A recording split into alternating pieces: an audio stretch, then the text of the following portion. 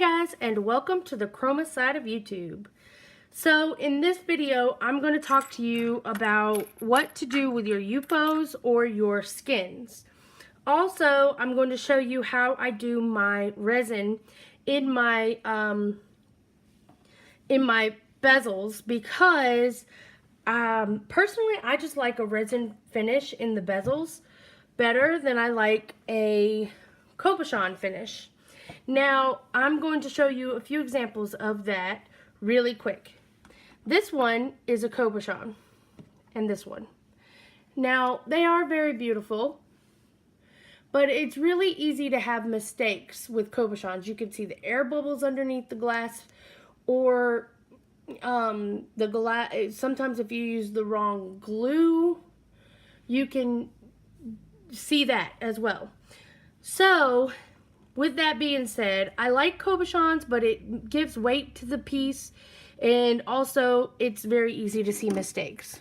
Now, granted, it is very easy to see mistakes in resin, but I feel like it's a little easier to handle and do.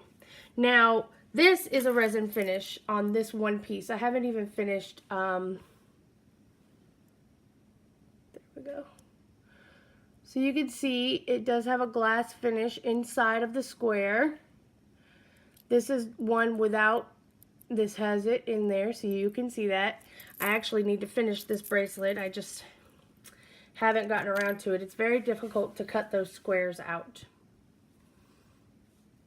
Anyway, the last pendant video that I did was very unfocused, and I apologize for that, and I've actually had a few people comment on it, and so I am rectifying the situation. This may be a long video, but if you hang in there, you won't be sorry. So right now, what I have is just different styles and colors of the pendants. I love to use these round pendants because I can use a punch. And how I use my punch is like this. Okay, so this is a UFO that I've done. I'm pretty sure I might have done it on camera. See how pretty that is? Now, the reason why I like to use a punch is, number one, I can put the punch in like this and move it around and kind of see where I would like my pendant to be. And you can get different effects. So what I'm going to do right now is I'm going to look around and see what I like about this one.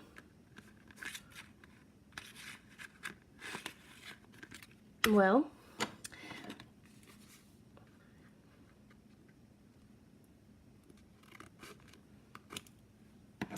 so I'm cutting in there. Ooh, that's pretty. So let's see if I can get it to focus on that. Very cool, very pretty. So I'm just gonna, punch it out, and there you have it. Your pendant is now cut. And you can get quite a bit out of these UFOs.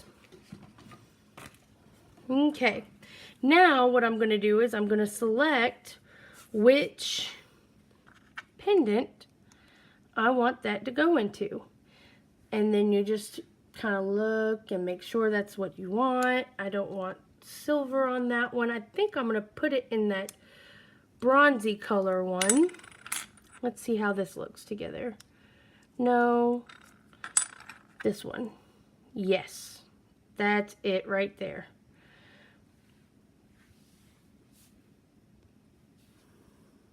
So now that I've got that done, you can see that PBO Studio Acrylics in there shining. It's very pretty, and it kind of matches the bezel. Now that I have that done, I'm going to carefully remove the pour out of the bezel because it's not glued down. Oop, don't drop it. And I'm going to take my diamond glaze. Now, I like diamond glaze because it does, in fact, dry crystal clear, and very lightly, I'm talking very lightly. I mean, you can barely see any glue in there. You take it and you stick it down in there. And I like, if I ever have like a straight line in my design, I like it to kind of go at a diagonal because I feel like going up and down or side to side is really predictable. And then I just kind of run my finger around the edge. And there. Now my pour is applied to the bezel. And you can see it's pressed down in there nice and flat. And there you have a pendant. It's pretty. So I like to let this dry. Sorry for my paint nails. I just got done filming actual painting videos. But I like to let this dry completely before I pour anything or put a pendant, a cabochon in there. Okay. So I'm going to sit this guy up here, out of the way. So now let's look at this. I like this one because it's big and it lays flat. So when you pour resin in there, it lays flat and you get a nice even dry. Now for these, if you see the shape of these, they have a little bit of a lip to them. So what I've done is I have my just a regular old tile. It's about that thick. And I have it covered with parchment paper so that I can hang the bezel part of the pendant off and it will dry flat. So that being said, what else did I want to show you? Oh, for odd shapes like this one, I know I use my punch, but I have yet to find a punch this size. So what I do is, my bezels that I like to order, I order them all from Amazon. They come with the cabochons, which I use for other crafts and other art projects. But that's another topic altogether. But what I like about the cabochon is I can lay it down and see exactly what's going to look really cute for a pendant. So what I'm doing is I'm just kind of moving my cabochon around, kind of figuring out what I like. Ooh, that's really pretty. I really like that one.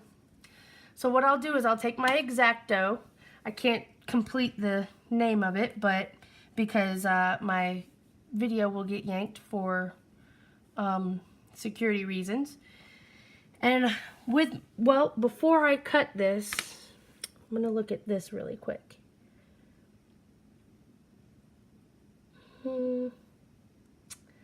I like that, but I like this little pinched part better. It kind of lends to the look of this one. So I'm going to go ahead and I'm going to hold this down as tight as possible, put this right up against the cabochon, and I'm going to trim out my shape. And I like to stand up when I do this because I can put my weight on this cabochon so I know it's not going to move.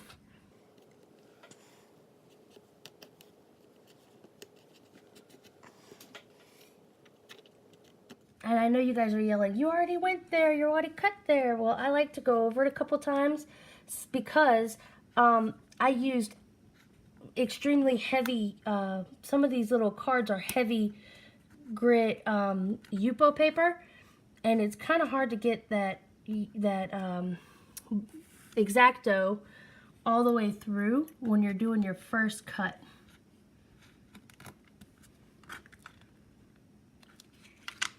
See, it didn't even dent it. But now, let's see if you guys can see. I can see where to fussy cut my pendant now. So I'm going to take my scissors and I'm just going to go along the edge very carefully.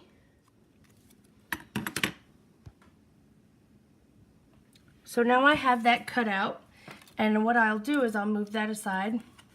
I'll lay this down. It looks really pretty on the cabochon right now, but I do see some little pieces hanging out. So I am going to take my X-Acto and run it along the cabochon to make sure that little pieces are trimmed down, but trimmed down to the shape that we want it.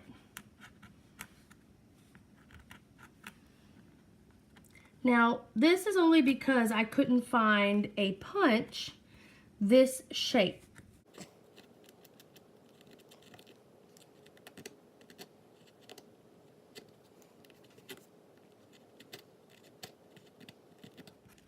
You see how much came off?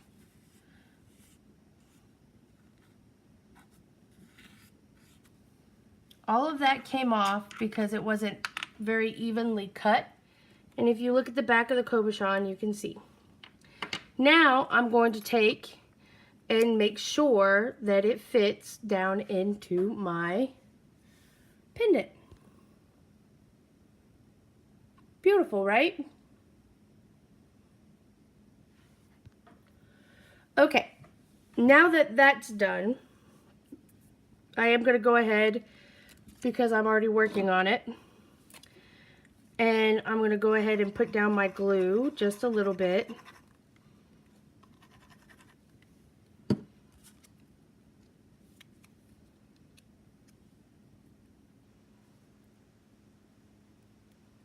Make sure that it's nice and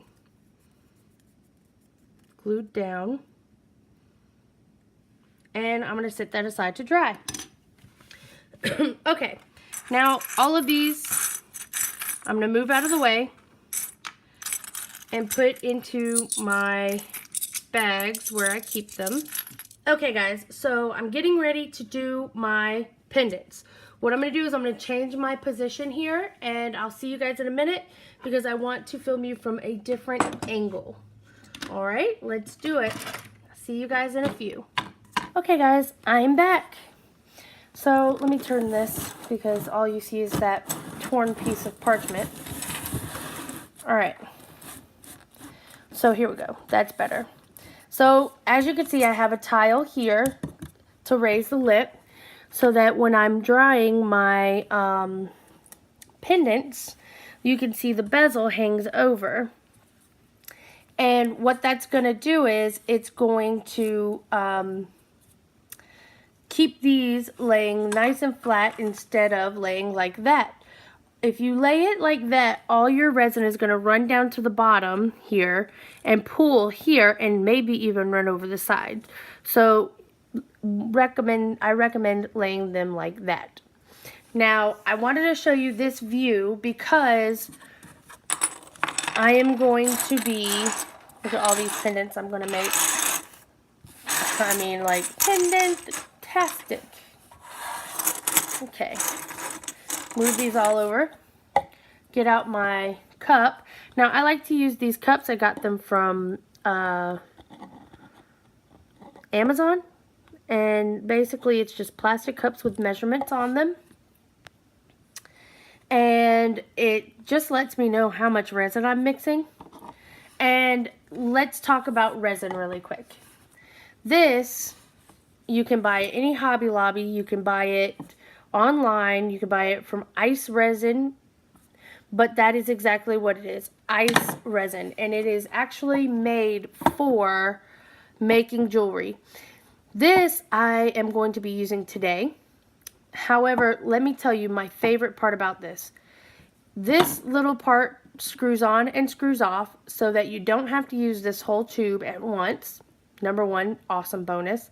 Number two, when you push down like this, it gives you equal parts. So it takes the measuring of each one out. You don't really need to measure because they're in two separate tubes, which is awesome. I highly recommend. And it dries extremely clear. It dries like the most clear ever.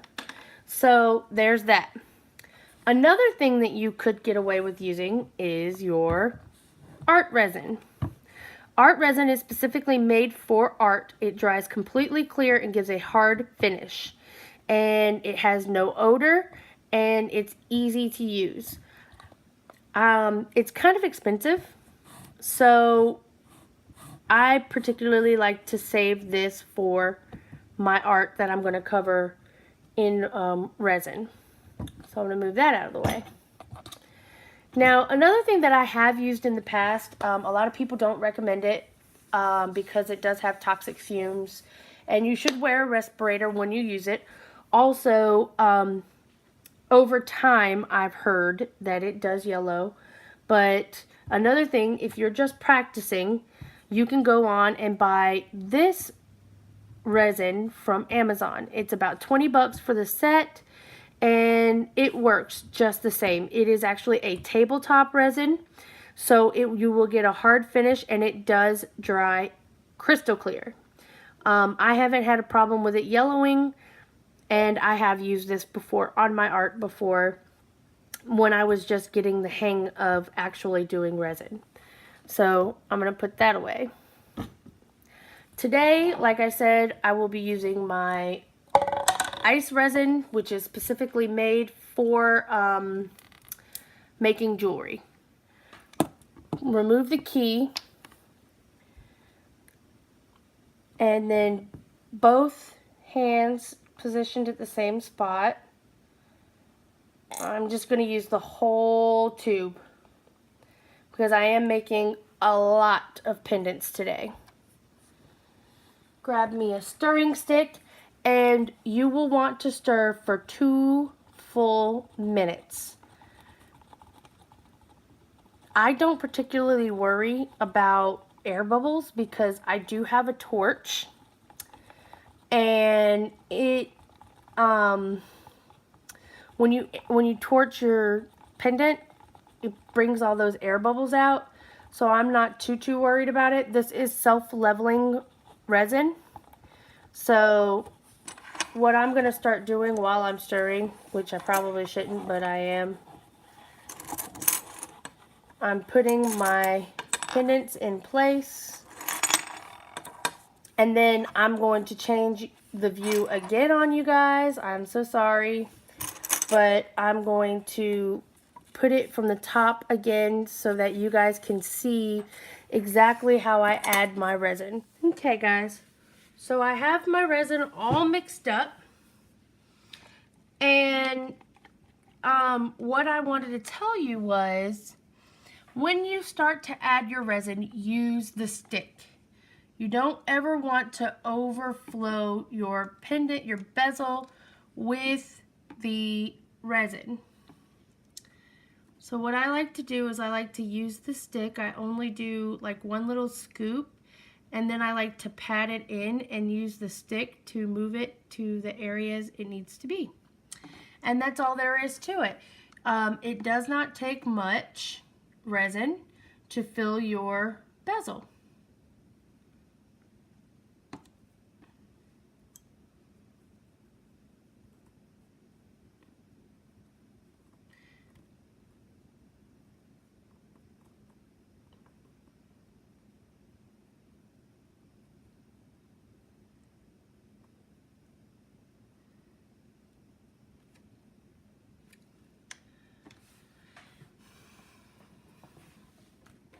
And then I'm going to do 2 or 3 of them and move them around a little bit to make sure that they are filled. I like to tilt the bezel around like this to make sure it's completely filled with resin. That one is. That one is. And I'll do 1 or 2, and then I will take my torch and quickly go over. Not even, did you see I went bloop, bloop, the end. That's it.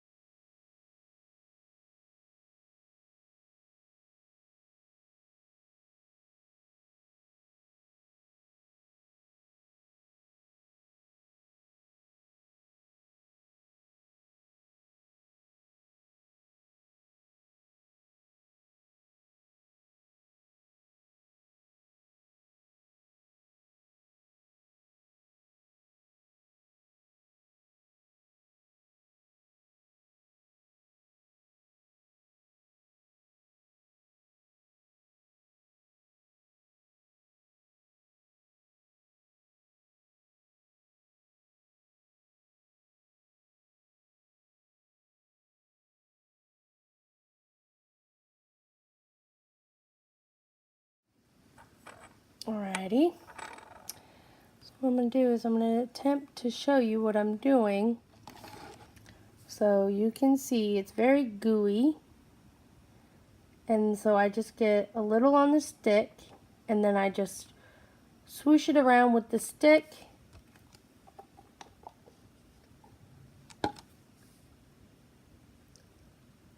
Sit it on there, let it run down the stick, and then move it around into the bezel. And after I do this for a few of them, I will torch them.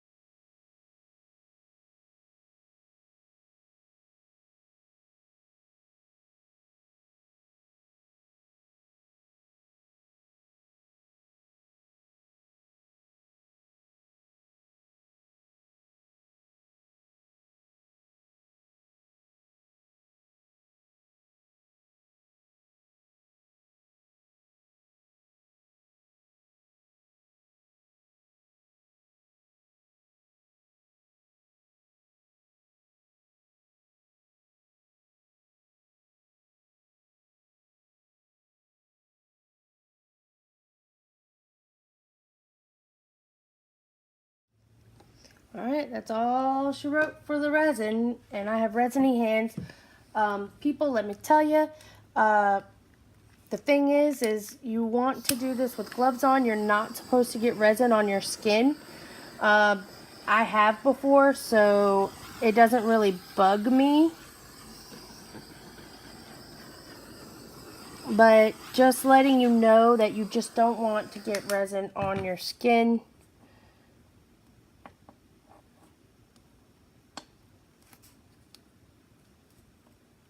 The positioning of this one is not ideal.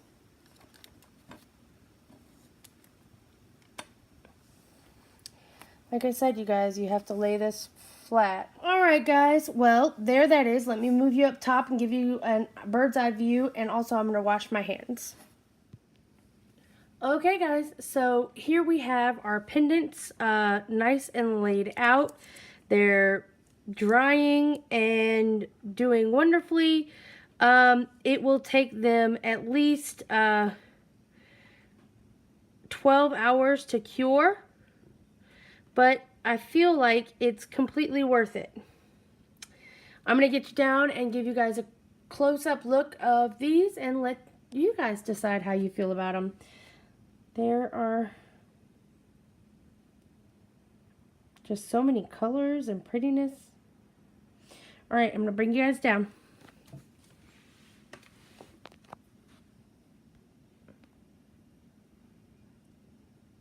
Look how beautiful those pores are with that resin on top.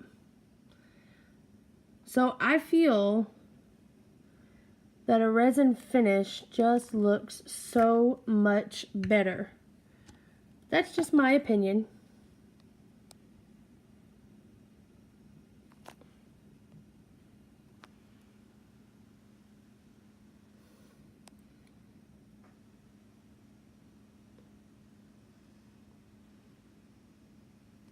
Look at these.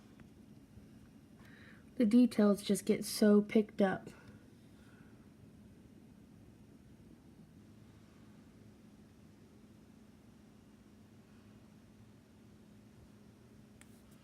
Beautiful. Alright guys, there you have it. That is how I make my pendants. I hope you guys had a good time watching. I hope you learned something and were inspired.